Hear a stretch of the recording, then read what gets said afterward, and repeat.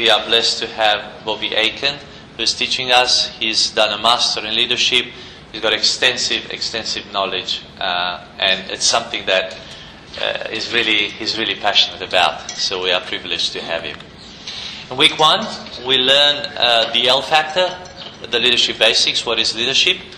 Week 2, teamwork. Week 3, time management. Then communication. Caring for followers in week 5. That will be done by Paul Eaton, one of the pastors that we have here at Churchlands. Then in week 6, we're going to do sphere of influence. Then in week 7, networks development, networks maintenance, leadership and conflict, principles of leadership, Christian leadership, leadership and social media, and finally we're going to do the Agora, the marketplace leadership. So 12 lessons, 12 one-hour lectures, and some leadership seminars, which we filmed in Brisbane with Dr. Leonardo Semenya from America. And some of you have already been to those, and they were excellent as well. We have many resources available on the e-platform, scanned book chapters, video lessons, PowerPoint lessons. So you'll see that Bobby will upload all his PowerPoints that you will see tonight, and down the bottom of those PowerPoints you also have his notes, so those will be available to you. Most of the books that he refers to, like Spiritual Leadership and Maxwell's 21 Irrefutable Laws of Leadership, you have a lot of those scanned. A lot of chapters that are more important, they have already been scanned for you, so they're available for you on your e-learning platform. Once again, the assessments are very simple. You get quizzes, 8 of 5 questions, and these make up 40% of your final mark. You complete these online, and they are straightforward. You know, you choose one, multiple choice, 1 of 4 answers, and you do them until you pass them. But we know how many times you've done it. So if you do it 5 or 6 times, that's a probability that you will get it right. But we want you to be very attentive to the notes and get the answers the first time if possible. The questions get shuffled, so the answers the first time are not the same the second time.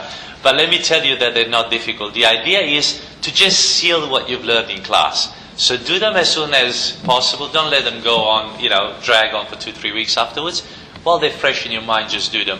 And these make up 40% of your final mark, so it's not difficult. We just want you to be in tune with that lesson that you've learned and to sink that message in.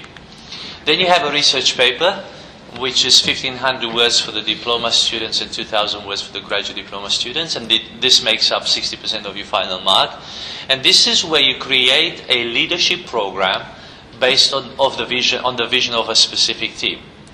You include at least 3 goals that show how they will be achieved and how team members will be allocated tasks that suit their gifting. So my encouragement with this assessment is for you to actually develop something that you can use, either in ministry or in your business or in something that you do, that you're engaged in.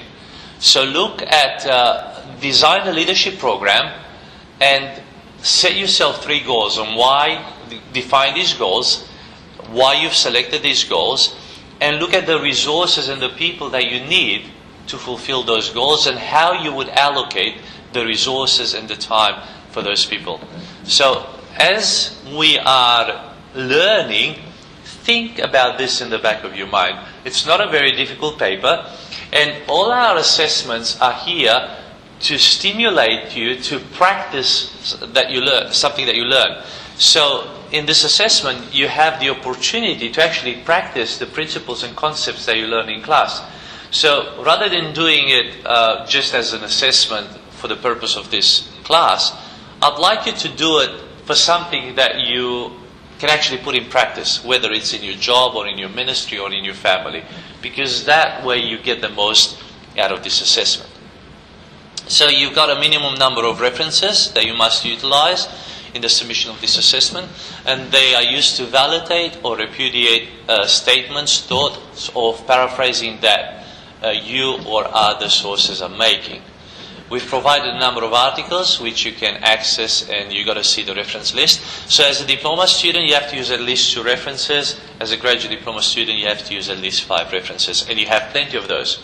Let me just remind you that all these references are in your unit outline for all the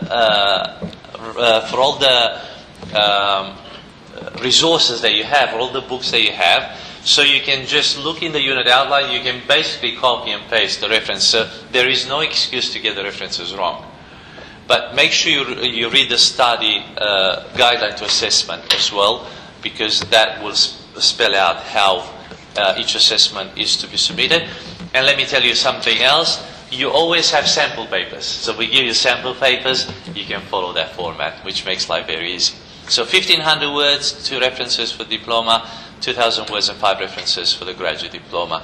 And we submit this in week 12. Welcome to leadership, and I hope you will grow into becoming more and more of a strong leader.